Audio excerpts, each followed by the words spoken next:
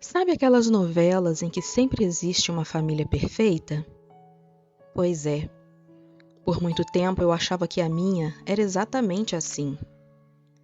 Eu, Júlia, com meus 10 anos na época, meu irmãozinho Tiago, de 5, e meus pais, Carlos e Sueli, morávamos em uma pequena cidade do interior do Rio de Janeiro. Não éramos ricos, mas tínhamos uma vida confortável e, mais importante, cheia de amor e união.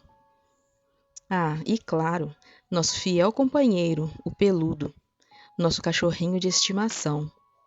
Ele era uma bolinha de pelos, um vira-lata brincalhão e bonzinho, que era a alegria da casa.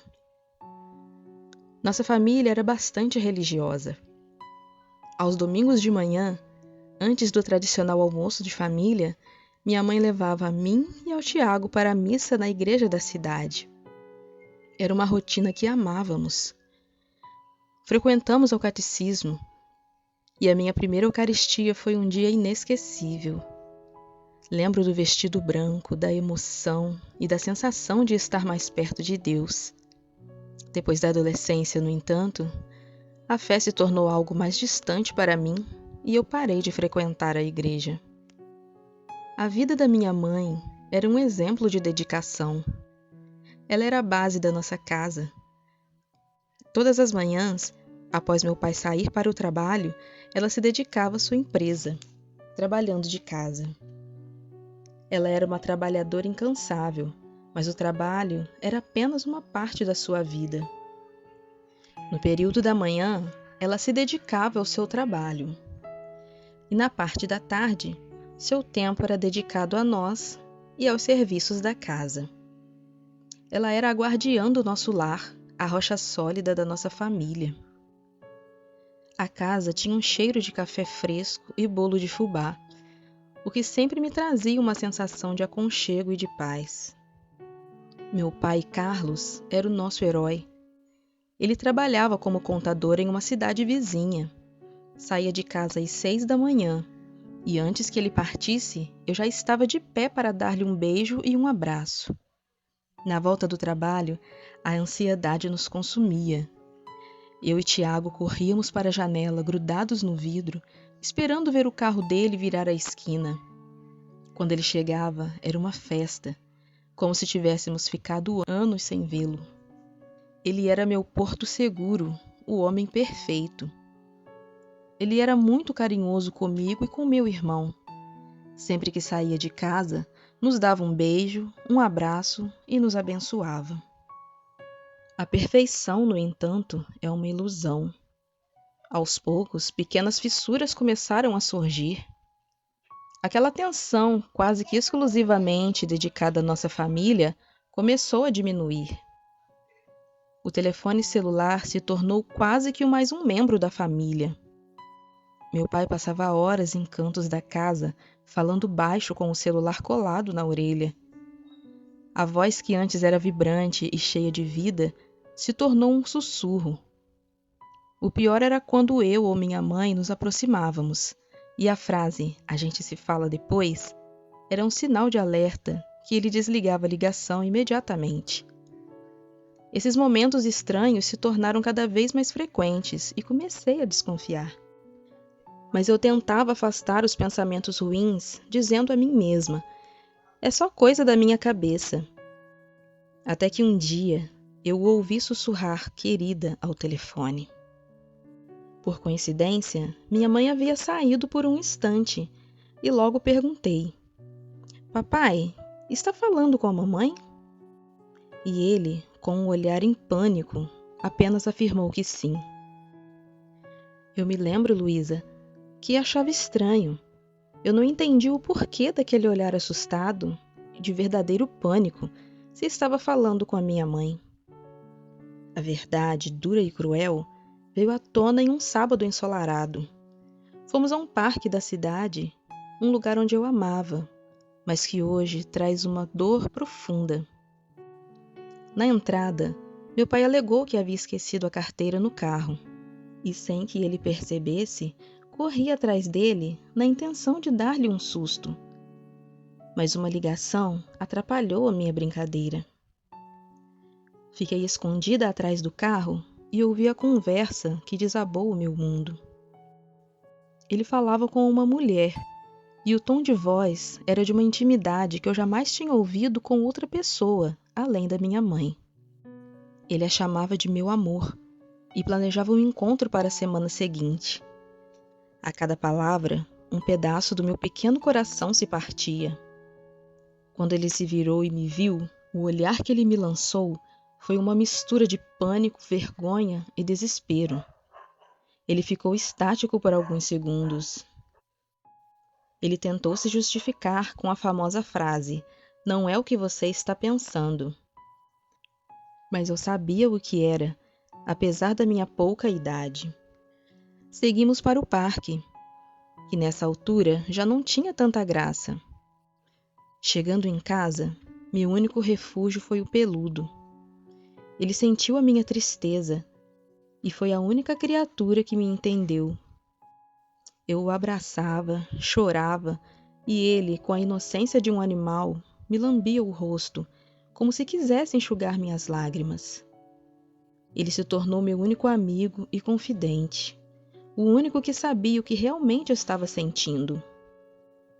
À noite, ao me deitar, eu me perguntava: por que meu pai fez isso com a mamãe? Lembrei de alguns colegas da escola que diziam ter 2 casas, porque seus pais não moravam juntos. Naquele momento pensei: será que vai acontecer isso comigo também? O impacto dessa descoberta não ficou apenas dentro de casa. Antes, eu era uma aluna exemplar. Minhas notas eram altas e eu amava participar das aulas, sempre a primeira a levantar a mão. Mas depois daquele dia, tudo mudou. Eu comecei a ter dificuldades. A concentração que antes era tão fácil sumiu. Minhas notas caíram e eu não era mais a mesma aluna participativa. Tornei-me uma aluna triste, introvertida, que preferia ficar no canto calada a interagir com os colegas. O sinal do recreio, que antes era o momento mais esperado do dia, perdeu todo o seu encanto. Eu não me juntava mais com as minhas amigas para brincar ou conversar.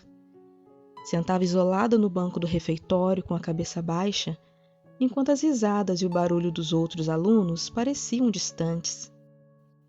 O mundo ao meu redor havia se tornado um borrão. A minha professora, preocupada com a minha mudança brusca de comportamento, chamou minha mãe para uma conversa. Lembro-me dela me contando sobre a reunião com um olhar confuso. A professora perguntou se algo estava acontecendo em casa, mas minha mãe, sem saber de nada, disse que estava tudo bem. Minha mãe confiava em meu pai de olhos fechados, e a minha atitude não era algo que ela conseguia entender. Por um momento, senti um alívio por ela não saber de nada, mas o peso da mentira me consumia ainda mais. Eu me sentia culpada por ter que mentir para ela. A escola, percebendo a seriedade do meu caso, recomendou que eu fizesse acompanhamento com um psicólogo. Meus pais, preocupados, concordaram imediatamente. Com a ajuda da terapia, comecei a me recuperar. As sessões com a psicóloga me ajudaram a entender e a processar a dor que eu estava sentindo. Aos poucos, meu desempenho na escola foi melhorando. Eu ainda não era a mesma de antes, mas a melhora era visível. Durante as sessões, eu nunca tive coragem de dizer a verdade, por medo da minha mãe ficar sabendo. A convivência em casa, no entanto, continuava sendo difícil. Apesar de toda a raiva e decepção, o amor que eu sentia pela minha mãe era maior que tudo. Por ela, eu me esforçava para agir como se nada tivesse acontecido, para manter a paz e a aparente normalidade. Meu pai, sabendo o real motivo de tudo o que estava acontecendo comigo, se sentia culpado. Em várias ocasiões, ele tentou se aproximar, sentou-se comigo, pediu desculpas, mas a raiva e a decepção que eu sentia eram tão grandes que eu simplesmente não conseguia perdoá-lo. Ele me dizia repetidamente que aquilo não estava mais acontecendo, que havia sido um erro, algo passageiro, e que nunca mais voltaria a fazer algo desse tipo. Suas palavras pareciam vazias. Ele implorava para que eu não contasse nada à minha mãe. Me dizia que aquilo não tinha importância em sua vida e que já não existia mais. Eu, no entanto, o olhava, e mesmo com apenas 10 anos, era inteligente o suficiente para entender a gravidade da situação. E tinha muito medo de acreditar nele e ele estar mentindo.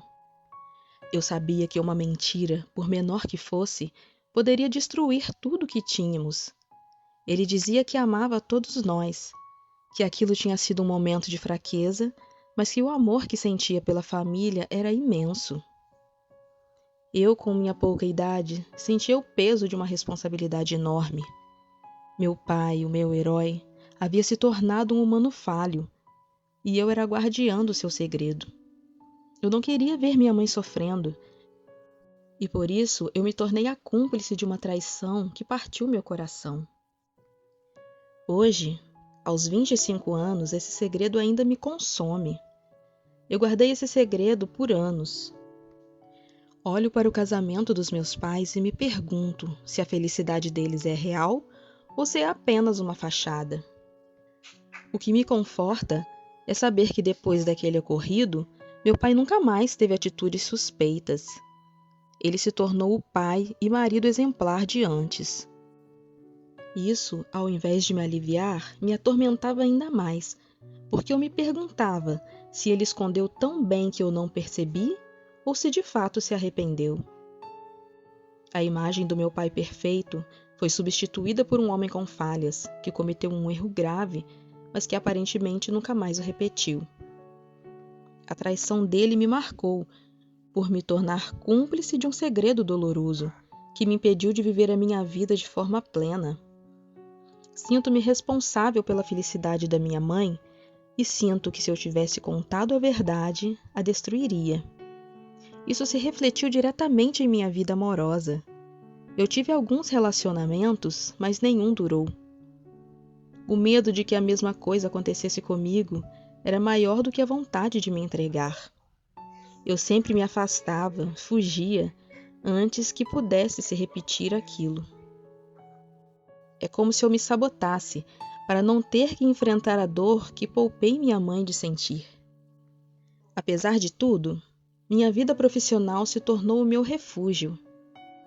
Me formei em medicina veterinária, pois meu amor pelos animais vinha desde a infância, a ponto de querer cuidar e alimentar todos os animaizinhos que via na rua.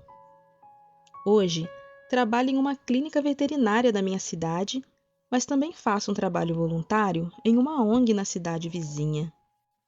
Ajudar os animais, que são tão puros e inocentes, me traz uma paz que eu não consigo encontrar em outros lugares. Hoje, eu ainda vivo na casa dos meus pais. A dor ainda me persegue. Ela está em cada lembrança, em cada abraço que não dei e em cada sorriso que não recebi. Aos 25 anos, sinto que minha vida é uma mentira. Não posso amar sem medo de ser traída e não posso confiar em ninguém sem me lembrar do que ele fez. Sou uma prisioneira de uma mentira que eu mesma criei. Hoje converso com meu pai, mas a confiança plena que eu tinha se foi. Eu não deixei de amá-lo, mas toda essa situação fez com que o amor ficasse em segundo plano, obscurecido por aquela decepção. Nossas conversas eram superficiais, cheias de "como foi seu dia? Tudo bem?", mas vazias de qualquer intimidade real. Eu sabia que ele sentia distância, e a dor em seus olhos me fazia questionar se ele realmente havia se arrependido. Um dia desses, me senti completamente perdida, andando sem rumo, como se estivesse perdida em um deserto. Meus passos me levaram, sem que eu percebesse, para a frente da igreja, onde minha mãe me levava quando criança. A mesma igreja onde fiz minha primeira Eucaristia. A porta estava aberta, e uma luz suave e um silêncio acolhedor pareciam me convidar para entrar. Quando entrei, uma vontade imensa de chorar e desabafar com alguém todo esse fardo me consumiu. Sentei em um dos bancos e ali permaneci por algumas horas, olhando fixamente para o crucifixo e chorando muito. Coloquei para fora tudo que estava entalado na garganta por anos e anos. Depois disso, senti meu coração mais leve e uma paz invadindo toda a minha alma. Toda aquela raiva que sentia pelo meu pai, como em um passe de mágica, havia diminuído. Saí de lá com a alma lavada. Minha mente havia sido transformada. Depois daquele dia, comecei a pedir orientação a Deus. A fé que eu havia deixado de lado na adolescência ressurgiu com uma nova força. Com a ajuda da oração, consegui me aproximar do meu pai novamente. Tentei dar a ele mais um voto de confiança. A confiança total ainda não tinha, e talvez não tenha ainda, nem tão cedo. Mas estou me esforçando para confiar nele novamente. A vida na minha casa é boa. Meus pais vivem super bem. E meu irmão Tiago entrou para a faculdade de educação física e vive uma vida plena. Eu me pergunto se algum dia serei capaz de me libertar, de perdoar o meu pai, de perdoar a mim mesma e de me livrar desse peso.